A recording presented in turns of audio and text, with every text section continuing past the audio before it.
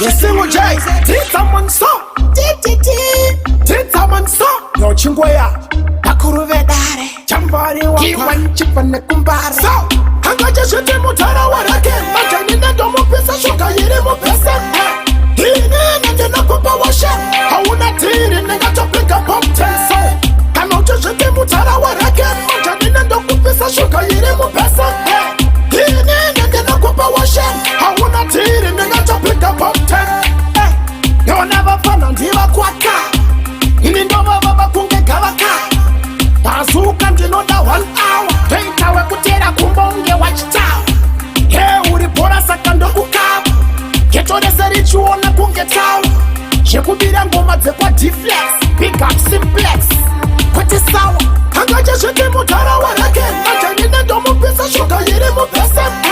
ini ndinakupa washe hauna tiri ningatopika pop tenso kana uchizviti mutara warake majanine ndokupisa shuka yiri mupesa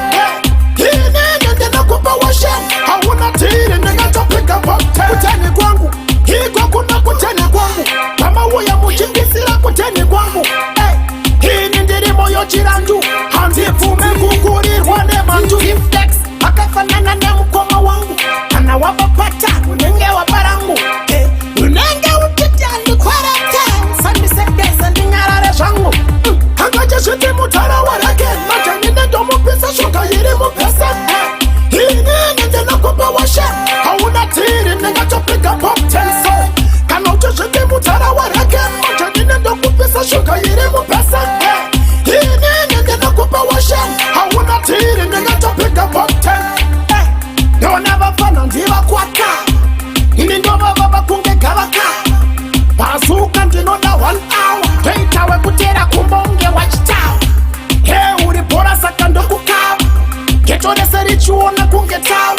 zvekubira ngoma dzekwa deflex big up simplex kuti sawa hangaje zviti mutara